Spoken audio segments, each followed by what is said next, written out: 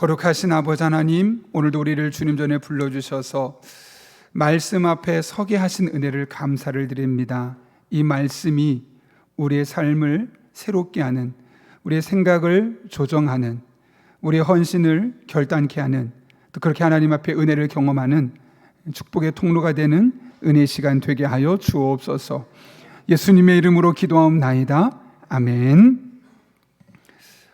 우리 인간은 살면서 다양한 감정들을 경험합니다. 그런데 그 감정들에 내가 어떻게 반응하느냐에 따라서 전혀 180도 다른 결과들이 나타나죠.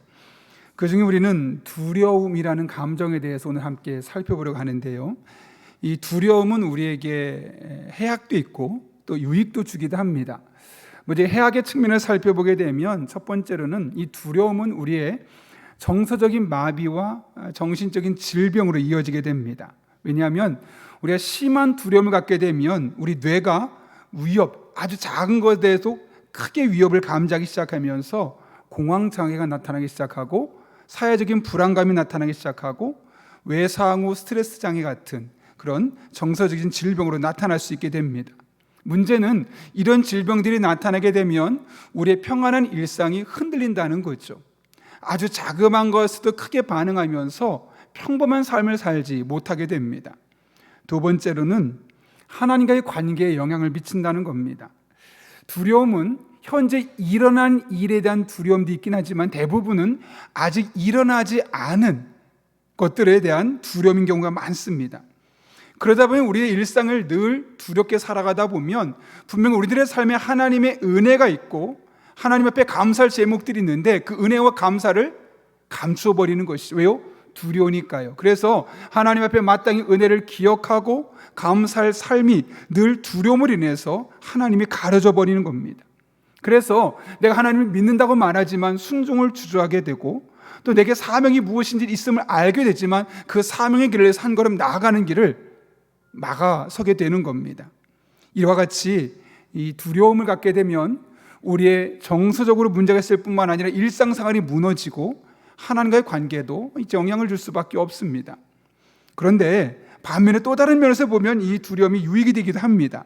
왜냐하면 우리는 만약 건전한 두려움을 갖게 된다면 삶을 조심스럽게 하게 되고 우리가 그리스도인으로서 마땅히 해야 하지 않을 행동을 자제함으로 인해서 안전을 확보하며 살아갈 수 있기 때문에 그렇죠. 두 번째로는 이 두려움 때문에 하나님을 찾는 계기가 된다는 겁니다. 우리 인간은 본질적으로 두려움을 갖고 살아갈 수밖에 없습니다. 왜냐하면 죽음에 대한 두려움이 누구나 갖고 있고 또 미래가 어떻게 될지 모른다는 막연한 두려움이 우리를 지배할 수밖에 없기 때문에요. 그런데 이 두려움은 결국은 어떤 길로 이어지게 되냐면 하나님을 찾는 길로 이어질 수 있다는 겁니다. 그런 면에서 결국 우리 안의 두려움은 하나님의 은혜를 추구한다는 측면에서는 우리에게 유익을 줄 수도 있는 것이죠. 이처럼 두려움은 우리가 무조건 두려워하고 무조건 겁내고 피해야 될 감정이 아니라 지혜롭게 대처하기만 한다면 우리에게 훨씬 유익한, 우리를 안전하게 살게 할 뿐만 아니라 하나님 더욱더 깊이 찾고 그분의 은혜를 다양하게 누릴 수 있는 그런 은혜의 수단이 되기도 하는 겁니다. 오늘 본문에서 이와 같은 사실을 확인할 수 있는데요. 오늘 본문은 전쟁에서 승리했는데 지금 두려워하고 있는 이 아브라함에게 하나님께서 찾아오시면서 시작됩니다. 여러분, 아브라함을 찾아오신 하나님께서 하신 일이 무엇일까요? 오늘 본문 1절은 이렇게 이야기하죠. 한번 읽어볼까요? 시작. 이후에 여호와의 말씀이 환상 중에 아브라함에게 임하여 이르시되 아브라함아 두려워하지 말라. 나는 내 방패요 너의 지극히 큰 상급이니라. 아멘. 이게 하나님의 첫 마디가 뭐냐면 아브라함아 두려워하지 말아라. 이 말은 뭘까요? 지금 아브라함이 두려워하고 있었다는 겁니다. 그렇다면 도대체 어떤 두려움을 아브라함은 갖고 있었을까? 본문에 아브라함이 가지고 있었던 두 가지 두려움이 기록되어 있습니다. 첫 번째로는 지금 현재 처해 있는 자신의 삶에 대한 두려움입니다.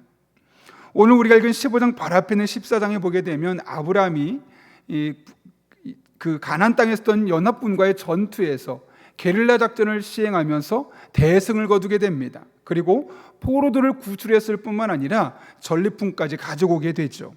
엄청난 전과를 이룬 겁니다.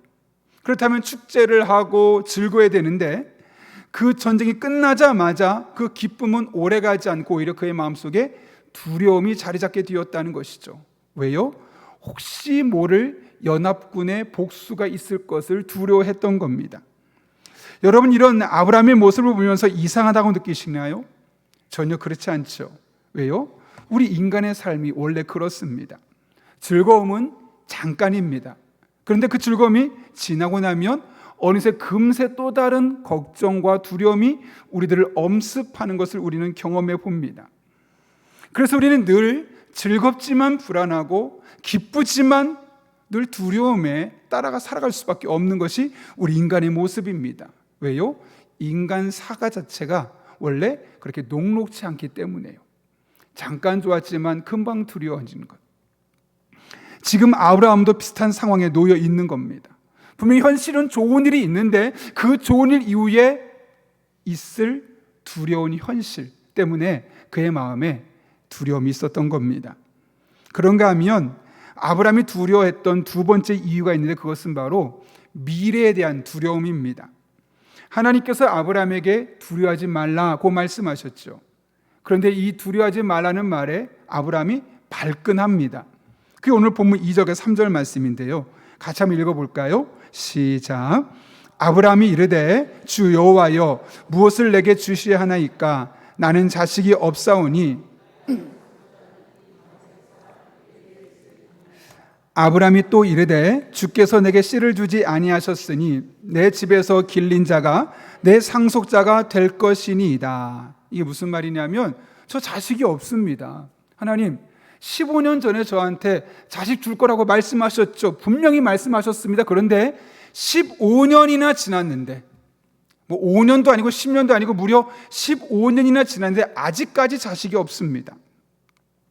이게 왜 그에게 두려움이었냐면 그 당시에 아무리 부자가 되어도 자녀가 없다는 것은 내 대에서 내 대가 끊긴다는 것이고 결국 우리 가문이 멸망한다는 것을 의미했습니다.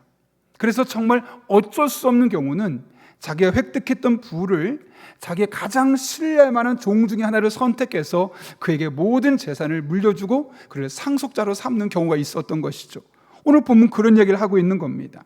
지금 저에게 15년 전에 아들 주겠다고 말씀하셨는데 아직까지 안 주셨잖아요. 이렇게 그러면 놔두면 제 인생 망가지는 겁니다. 저희 가문 무너지는 겁니다. 그러니 저는 저희 종 중에 하나를 선택해서 그는 이름이 엘리에셀인데 그에게 모든 재산을 물려주겠습니다. 이렇게 하나님께 이야기하고 있는 것이죠. 여러분 지금 이 말이 진짜 엘리에셀에게 주겠다는 걸까요? 아니죠. 하나님께 대한 하소연입니다. 원망입니다.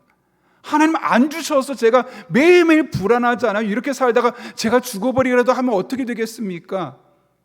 그 미래에 대한 자신의 가문에 대한 그 두려움이 그의 마음속에 있었던 것이고 이것은 결국 자신의 마음에 대한 두려움을 넘어서서 하나님을 향한 원망과 하나님을 향한 하소연으로 나타나고 있는 겁니다. 하나님은 지금 이런 상황 속에서 자기 현실에 처한 문제와 앞으로 그의 삶에 닥칠 미래 문제를 놓고 두려워하고 있는 아브라함을 찾아오셨죠. 그리고 그 두려워하는 문제를 해결해 주시기 위해서 오늘 찾아오신 겁니다. 자, 어떻게 하셨는가? 하나님은 이 두 가지 문제에 대해서 두 가지 솔루션을 제공합니다. 오늘 우리가 11절까지는 읽었지만 시간이 없어서 6절까지 말씀만 살펴보려고 하는데요. 먼저 첫 번째로는 하나님은 두려워하고 있는 아브라함에게 찾아오셔서 무엇을 주시냐면 말씀을 주십니다. 오늘 1절 말씀 다시 한번 읽어볼까요? 시작. 이후에 여호와의 말씀이 환상 중에 아브라함에게 임하여 이르시되 아브라함아 두려워하지 말라. 나는 내 방패요 너희 지극히 큰 상급이니라. 아멘. 여러분 사실 1절 말씀 보면서 아멘이 됩니까? 조금 당혹스럽습니까? 지금 이 상황에서 두려워가 있는 아브라함이 가장 원하는 것은 무엇일까요? 하나님의 액션, 행동이죠. 그런데 오늘 본문 예를 들면 이런 거죠. 하나님께서 이스라엘 백성 앞에 아브라함에게 찾아오셔서 그들을 괴롭혔던 상황을 단숨에 정리해 주시거나 빠르게 임신이 되게 하신다거나 그런 방법을 주시면 아브라함이 안정감을 가졌을 겁니다. 하나님은 그런 행동으로 그 아브라함에게 주신 것이 아니라 말씀을 주시고 끝나는 겁니다. 행동을 원하는데 말씀만 덩그러니 주시는 거죠. 그렇다면 여러분, 하나님께서 아브라함에게 어떤 말씀을 주셨죠? 1절 한번 이렇게 되어 있습니다. 나는 내 방패요라고 되어 있습니다. 잘 아시는 것처럼 방패는 칼이나 화살 등을 막는 보호도구입니다. 다시 말하면 하나님께서 아브라함을 지켜주시고 보호해 주시겠다는 겁니다. 마치 시편 121편의 말씀처럼 우리를 지키시기 위해서 졸지도 않고 주무시지도 아니하신 하나님께서 아브라함을 마치 방패처럼 그의 모든 어려움으로부터 지켜주시겠다는 거죠. 이 말씀이 그의 마음에 얼마나 큰 위로가 되었을까요? 왜요? 지금 가장 두려워하는 첫 번째 현실적인 문제가 뭡니까? 이 연합군이 자기를 쳐들어올지 모른다는 두려움이었잖아요. 내가 방패가 되어서 그것을 막아주겠다는 거죠. 두 번째로는 너의 지극히 큰 상급이라고 이야기했습니다. 세 번역을 보면 이렇게 되어 있어요. 네가 받을 보상이 매우 크다. 다시 말하면 앞으로 너에게 아이를 주어서 너를 크게 축복해 주겠다, 이런 말씀입니다. 여러분, 이렇게 내가 너 방패고 너의 큰 상급이야 말씀을 주시면 아브라함이 어떻게 반응이 될까요? 아멘 해야겠죠. 그런데 아브라함이 어떻게 반응할 것 같습니까? 아멘으로 반응하지 않습니다. 시큰둥하게 반응하죠. 그럴 때는 하나님께서 다시 말씀하세요. 4절인데요 읽습니다. 시작. 여호와의 말씀이 그에게 임하여 이르시되 그 사람이 내 상속자가 아니라 내 몸에서 날 자가 내 상속자가 되리라 하시고, 하나님 뭐라고 말씀하시냐면 엘리에셀이 너의 상속자가 아니야. 너의 몸에서 자녀가 태어날 것이고 그 자녀가 상속자가 될 거야 라고 말하면서 과거에 주셨던 말씀을 다시 하시는 거예요. 그리고 지금 아브라함이 갖고 있는 생각을 바꿔주고 있는 겁니다. 교정해주고 있는 겁니다. 네가 지금 갖고 있는 생각, 그것은 잘못된 생각이고 내가 줬던 그 원래 말씀으로 돌아가야 돼 라고 이야기하고 있는 것이죠. 이렇게 하나님은 두 차례에 걸쳐서 아브라함에게 말씀하셨습니다. 직접 그의 삶에 들어와 주셔서 어려움을 겪는 문제를 순식간에 해결해 주는 것이 아니라 말씀만 주셨습니다. 그리고 그 말씀을 통해서 그 문제를 천천히 해결해 가도록 하셨던 것이죠. 왜 그렇게 하셨을까요, 여러분? 그 말씀과 씨름하는 과정을 통해서 하나님을 더욱더 깊게, 더욱더 넓게 경험할 수 있기 때문에 그렇습니다. 그래서 여러분, 우리들의 삶에 정말 두려운 일이 있다면, 여러분의 삶을 떨리게 만드는 일, 문제가 있다면 우리는 빨리 말씀으로 돌아가야 합니다. 어떤 기적을 바랄 것이 아니라, 누군가 도움의 사람을 찾는 것이 아니라 하나님의 말씀으로 돌아가서 이 순간, 이 위기의 순간, 이 두려움의 순간 하나님 나에게 말씀을 통해서 무엇라 말씀하시는지 그 말씀에 귀를 기울일 수 있어야 합니다. 그러면 하나님께서 그 시기에 꼭 필요한 말씀을 주시는 겁니다. 그리고 그 말씀을 통해서 나의 왜곡된 생각, 잘못된 가치관을 바꿔주시고 그 말씀을 통해서 우리들의 삶에 해결해 주시는 것이죠. 우리의 생각은 환경의 영향을 많이 받게 되어 있습니다. 그래서 환경에 따라서 걱정하기도 하고 두려워하기도 하고 외로워하기도 하고 슬퍼하기도 하고 분노하기도 하고, 이게 우리 인간이 갖고 있는 본능입니다. 우리는 어떤 환경을 바라보고 그 환경에 따라서 다양한 감정들을 느낄 수밖에 없는 것이죠. 그런데 말씀이 우리 안에 심겨지면 이런 본능적인 감정들이 바뀌어지는 겁니다. 여러분, 시편 119편에서 시편 저자가 뭐라고 이야기했냐면 119편 49절 50절 말씀인데요, 이렇게 기록하고 있어요. 한번 읽어볼까요? 시작. 주의 종에게 하신 말씀을 기억하소서. 이 말씀은 나의 고난 중에 위로라. 주의 말씀이 나를 살리셨기 때문이니이다. 아멘. 지금 이 시편 저자가 어떤 상황이었으면 우리가 알 수 있습니까? 고난 중에 있었다는 거예요. 너무 힘들었다는 거예요. 소망을 잃었다는 거죠. 그것이 지금 시편 저자가 처했던 상황이었습니다. 그런데 뭐라고 말하냐면 내가 다시 소망을 가질 수 있게 되었다는 거예요. 그 절망적인 상황에서 다시 소망을 가질 수 있게 되었다는 거예요. 그리고 내 마음에 위로가 찾아오게 되었다는 거예요. 왜요? 이 말씀이 나에게 위로를 주었기 때문에. 상황은 나에게 위로를 전혀 줄 수 없고 저 슬프게 만들고 좌절하게 만들고 우울하게 만드는 상황이었는데, 그 말씀이 내게 위로를 주었고 그 말씀이 내게 소망을 주어서 내가 다시 일어설 수 있게 되었노라고 고백하고 있는 거예요. 보세요. 주의 말씀이 나를 살리셨다고 고백하고 있는 거죠. 어떤 사람이 살렸다고 말하지 않아요. 환경이 좋아졌기 때문에 그가 살아났다고 말하지 않아요. 환경은 똑같은데 말씀을 붙잡았더니 그 말씀이 내게 소망이 되었고 그 말씀이 내게 위로가 되어서 그 절망적인 상황에서 소망을 꿈꾸게 되었고 그 좌절한 상황에서 위로를 받고 다시 살아날 수 있게 되었느라고 고백하고 있는 것이죠. 여러분, 하나님께서 우리에게 말씀을 주신 이유가 바로 여기 있는 거예요. 김원태 목사님이 쓰신 모든 교인은 교회 리더다라는 책을 제가 매일 한 챕터씩 지금 읽어 나가고 있는데요. 그 책에 지금 3장째 읽고 있는데 그 책 3장에 R.A. 토레이 박사의 이야기가 기록되어 있어요. 2년 동안 불면증에 시달렸다 그래요. 밤마다 잠이 오지 않아서 정말 죽을 지경이었다 그럽니다. 그리고 눈을 딱 감으면 시계 소리가 얼마나 크게 들리는지. 요즘은 그래도 시계 소리가 작잖아요. 근데 옛날에는 아주 시계 소리가 컸거든요. 저는 이분의 말, 불면증을 겪어본 분들은 이분이 이야기했던, 제가 좀 전에 이야기했던 이분의 증상에 비해서 누구나 공감할 거예요. 낮에는 불면증이 겪어도 뭐 시계 소리 이런 거 잘 안 들려요. 그런데 밤에 딱 누우면 그 조그만 그 초침 소리도 크게 들려요. 고요하니까요. 그러니까 잠을 더 잘 수 없었던 것이죠. 근데 어느 날 한 2년 동안 앓았던 불면증이 사라져 버린 거예요. 너무 좋다, 너무 감사하다, 너무 행복하다. 그런데 문제는 얼마 뒤에 시카고에서 어떤 집회가 있어서 함께 참석하게 되었는데 이게 다시 재발했다는 거죠. 마치 속으로 이런 소리가 들렸다 그럽니다. 내가 다시 너를 괴롭히러 왔다. 막 그럴 정도로 또 시작이구나. 어떡하지? 오늘 밤부터 또 잠을 못 자겠네. 그런 불안함이, 그런 두려움이 그분의 마음속에 엄습하는 겁니다. 지난 2년 동안 겪어봤던 일을 또 겪을 것 생각하니까 막 걱정이 될 수밖에 없는 거예요. 그 순간 토레이 박사는 하나님 앞에 기도하기 시작했대요. 하나님께 성령 하나님께서 특별히 저와 이 시간 함께 하시는 줄로 믿습니다. 지금 저에게 무엇이든 말씀하시면 제가 듣겠나이다. 제가 믿겠나이다. 신기하죠? 보통 이런 때 우리는 어떻게 기도하기 싶어 하시죠? 하나님, 불면증이 있습니다. 이 불면증을 고쳐주세요. 잠을 잘 잘 수 있게 해주세요.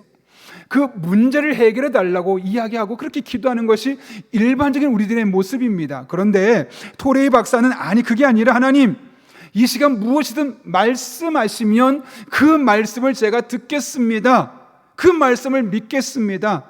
말씀을 달라고 기도한 거예요. 그랬더니 하나님께서 신약 성경에 있는 예수님이 하셨던 다양한 말씀들이 생각나게 하시더래요. 다양한 상황 속에서 하나님께서 하셨던 말씀들이 매일매일 조금씩 생각나게 하시는 거예요. 그 말씀 붙들고 또 그 말씀 붙들고 그 말씀 의지하고, 그러면서 어느 순간 자기도 모르는 사이에 불면증이 사라지게 되었다는 거죠. 하나님의 말씀이 그의 마음에 가득했던 이 불면증에 대한 두려움을 갖게 했던 그 생각을 바꿔주게 되었고, 그래서 완벽하게 치유될 수 있었다는 겁니다. 그래서 그는 하나님의 말씀을 더욱더 붙들 수밖에 없는 거죠. 저는 이 토레이 박사의 이야기를 들으면서 200%, 300% 공감했습니다. 왜냐하면 제가 그것을 겪어보았기 때문에요. 안신형 기간 동안 공황장애와 불면증을 제가 이겨냈던 방향도 똑같습니다. 어느 날 비준비하시니 라는 찬양을 들었는데 마치 막 찬양할 때마다 눈물이 나는 거예요. 너무 좋아서 이게 도대체 무슨 찬양일까 계속 듣다 보니까 시편 147편 말씀이라는 사실을 깨닫게 되었던 거죠. 그래서 시편 147편을 찾아서 계속 읽어봤습니다. 이런 시편이더라고요. 여러분도 한번 같은 마음으로 읽었으면 좋겠는데요. 읽겠습니다. 시작. 할렐루야. 우리 하나님을 찬양하는 일이 선함이요 찬송하는 일이 아름답고 마땅하도다. 여호와께서 상심한 자들을 고치시며 그들의 상처를 싸매시는도다. 그가 별들의 수유를 세시고 그것들을 다 이름대로 부르시는도다. 우리 주는 위대하시며 능력이 많으시며 그의 지혜가 무궁하시도다. 여호와께서 겸손한 자들은 붙드시고 악인들은 땅에 엎드려 뜨리시는도다. 아멘. 이 말씀, 상심한 자들을 고쳐주시고 그들의 상처를 싸매시는도다. 이 말씀이 막 확 와닿는 거예요. 그리고 하나님은 능력이 많으시고 지혜가 무궁하시다. 능력이 많으신 하나님께서, 지혜가 무궁하신 하나님께서 어떤 마음이 상한 자도 그 마음을 고쳐주시고 그들의 상처까지 싸매주신다는 그 말씀을 딱 붙든 순간 너무 큰 위로가 되는 거예요. 그래, 지금 상황은 어렵지만 하나님 이런 분이시지. 그 말씀을 붙들고 나갔더니 어느 순간 말끔하게 사라져버린 거죠. 여러분, 우리는 자꾸 문제가 해결되길 원해요. 그런데 문제가 해결되기보다 더 중요한 게 뭐냐면 말씀을 붙들고 나갈 때 그 말씀을 통해 우리 문제를 해결하신 하나님을 만나는 거죠. 하나님은 문제를 해결하는 것보다 중요한 게 뭐냐면 말씀을 통해 우리가 하나님을 먼저 만나기를 원하십니다. 그러니 여러분의 삶에 어떤 두려움이 있거나 여러분을 괴롭게 하는 일들이 있을 때 그 문제를 해결해 주세요라고 기도하지 마시고 하나님의 말씀을 구하십시오. 이 문제를 지혜롭게 풀어갈 수 있도록 나에게 말씀을 주십시오. 이 상황이 왜 이런 상황에 처하게 되는지 깨달을 수 있도록 나에게 말씀을 주십시오. 이 말씀대로 살아갈 수 있도록 나에게 말씀을 주십시오. 하나님께 기도하고 나아갈 수 있기를 바랍니다. 왜요? 말씀 안에 지혜가 있고 말씀 안에 능력이 있고 말씀 안에 위로가 있고 말씀 안에 축복의 길이 담겨있기 때문에 그렇습니다. 여러분, 말씀을 붙드는 것은 성경 공부하는 것이 아닙니다. 많은 분들이 착각하세요. 말씀 보십시다. 그리고 새벽에 말씀을 듣는 것, 또 성경 공부하는 것을, 이 말씀 보는 것, 말씀을 듣는 것을 마치 성경 공부를 조금 더 해서 많은 지식을 갖는 것 착각합니다. 아니요. 말씀은 생존의 문제입니다, 여러분. 우리 영혼이 살아나냐 죽느냐의 문제인 거예요. 그래서 그 말씀을 나 성경 공부 충분히 했어, 이 정도면 괜찮아가 아니라 내가 살기 위해서 나의 문제를 하나님 앞에 온전히 풀어갈 수 있기 위해서 붙들어야 되는 것이 하나님의 말씀입니다. 말씀을 붙들면 우리 영혼이 살아납니다. 말씀 안에 지혜가 있습니다. 말씀 안에 능력이 있습니다. 말씀 안에 위로가 있습니다. 말씀 안에 축복이 있습니다. 말씀 안에 하나님의 만져주심이 있습니다. 여러분의 삶 가운데 고난이 있을 때, 두려움이 있을 때 말씀을 구하고 말씀의 귀를 기울이고 말씀을 적용하고 말씀을 따라 움직여 보십시오. 놀란 하나님의 회복이 그 붙든 말씀을 통해 여러분의 삶에 나타나게 될 것입니다. 그런 은혜가 지금 힘들어하고 있고 두려워하고 있고 아파하고 있고 걱정하고 있는 여러분 한 분 한 분에게 경험될 수 있기를 예수님의 이름으로 축복합니다. 하나님께서 아브라함의 두려움을 해결해 주기 위해서 주신 두 번째 솔루션은 두려움이 몰려올 때 하나님만 바라보고 하나님만 의지하라는 겁니다. 여러분 5절을 보십시오. 아브라함에게 말씀하신 하나님께서 아브라함을 데리고 밖으로 나가세요. 그리고 어떻게 하시는가? 읽어볼까요? 시작. 그를 이끌고 밖으로 나가 이르시되 하늘을 우러러 무뼈를 셀 수 있나 보라. 또 그에게 이르시되 내 자손이 이와 같으리라. 일종의 시청각 교육 같죠. 나가서 하늘을 우러러 보라 그러세요. 땅의 문제로 괴로워하고 있는 아브라함에게, 두려워하고 있는 아브라함에게 땅의 문제 더 이상 집착하지 말고 하늘을 바라보라고 이야기합니다. 그리고 그 별들을 보면서 너의 자녀들이 이와 같이 될 것이다 라고 이야기하죠. 여러분, 이게 무슨 말일까요?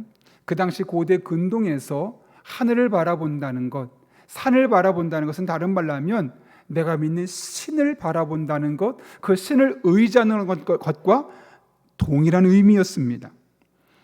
시편 121편이 이를 보여주는 대표적인 시편이죠.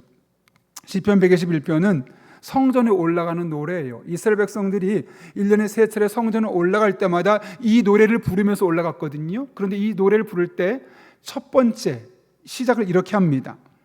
내가 산을 향하여 눈을 들리라. 성전을 향해 나아가면서 그들의 마음속에 얼마나 다양한 감정들, 얼마나 다양한 문제들을 가지고 올라가겠습니까? 그때 나아가면서 그들이 산을 향해 눈을 들겠다는 거예요. 왜요? 그 산에 있는 단풍을 보겠다는 겁니까? 그 산 정상에 올라가서 내가 깃발을 꽂고 내가 여기까지 등산했다고 그것을 자랑하게 하겠다는 겁니까? 아니요. 보세요. 내가 산을 향하여 눈을 들리라. 나의 도움이 어디서 올까? 2절 읽어보겠습니다. 시작. 나의 도움은 천지를 지으신 여호와에게서로다. 다시 말하면 산을 향해 내 눈을 들겠다는 것은 그 산에 있는 경관을 바라보겠다는 것이 아니라 그 산을 의미하는 하나님, 나의 신을 내가 바라보고 그분만 의지하겠습니다라는 믿음의 고백이라는 것이죠. 마찬가지입니다. 하나님은 지금 현실의 문제와 미래의 문제로 두려워하고 있는 아브라함을 텐트 밖으로 이끌고 나아가서 하늘을 우러보라고 이야기하십니다. 별의 개수를 세보라고 말하지 않으셨어요. 산수 공부를 시키는 것이 아닙니다. 다양한 이 땅의 삶의 문제로 괴로워하고 두려워했던 그에게 그 시선을 하나님께로 향할 수 있도록 그 영적인 시력을 교정시켜주는 작업이었던 것이죠. 이제 그 시각을 땅에 있는 힘을 바라보고 괴로워하지 말고 이 모든 문제를 초월하고 이 모든 문제를 얼마든지 정복할 수 있고 이 모든 문제를 얼마든지 해결할 수 있는 하나님, 그분으로 너의 시선을 집중하고 그분만 바라보고 그분만 의지하라고 하나님께서 말씀하시고 있는 거죠. 신기한 것은요, 그 말씀을 붙들고 하늘을 바라봤더니 아브라함에게 어떤 일이 생기느냐. 6절 말씀 읽어볼까요? 시작. 아브라함이 여호와를 믿으니 여호와께서 이를 그의 의로 여기시고. 자기의 삶의 문제만을 바라봤을 때는 하나님이 안 보여요. 그냥 두려움뿐이었어요. 그런데 그 모든 문제를 내려놓고 하늘을 바라보니, 하나님만 바라보니 어느덧 그의 마음속에 믿음이라는 게 생겼어요. 그래, 내가 문제만 바라보는데 해결되지 않지. 오히려 문제를 바라보면 바라볼수록 나를 더욱더 괴롭게 만들 뿐이지. 이 문제는 결국 하나님의 손 안에서 정복될 수 있고 만물의 주관자신 하나님은 얼마든지 이 문제를 해결할 수 있지. 하나님을 바라보는 순간 그의 마음속에 믿음이 생겨지게 되었던 겁니다. 우리도 마찬가지 아니겠습니까? 우리들의 삶에 아브라함처럼 어두운 밤을 만나고 불투명한 미래로 인해서 두려움이 생기고 잠을 자지 못할 수 있습니다. 특별히 고3 수험생을 둔 부모님들은 지금 가장 긴장될 때입니다. 혹시 여러분도 그런 아브라함 같은 어려움을 겪고 있습니까? 그렇다면 그 텐트에서 걱정만 하지 마시고 두려워하지만 마시고 텐트 밖으로 나오십시오. 그리고 저 하늘을 우러러보며 만물의 주관자이시며 이 세상의 모든 것을 얼마든지 새롭게 바꿀 수 있는 그 하나님을 바라보며 그분만 의지할 수 있기를 바랍니다. 하나님께서 그 아브라함이 그 하나님을 바라봤을 때 없었던 믿음이 생겼던 것처럼 여러분 한 분 한 분에게도 그 두려움은 어느 순간 믿음으로 바뀌어지게 될 것이고, 그렇게 하나님 붙들고 나아갈 때 하나님 안에서 이미 승리는 시작될 것입니다. 그런 은혜가 제 여러분의 삶 가운데 날마다 순간마다 경험될 수 있기를 예수님의 이름으로 축복합니다. 이 시간 그 하나님의 도우심을 간구하며 하나님은 나의 힘이 되신 여호와이십니다. 그런 믿음의 고백으로 함께 찬양하고 우리 기도하도록 하겠습니다.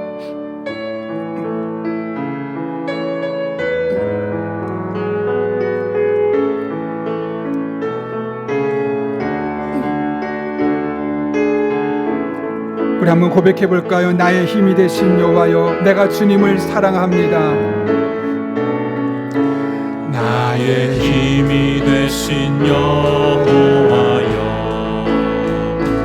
내가 주님을 사랑합니다.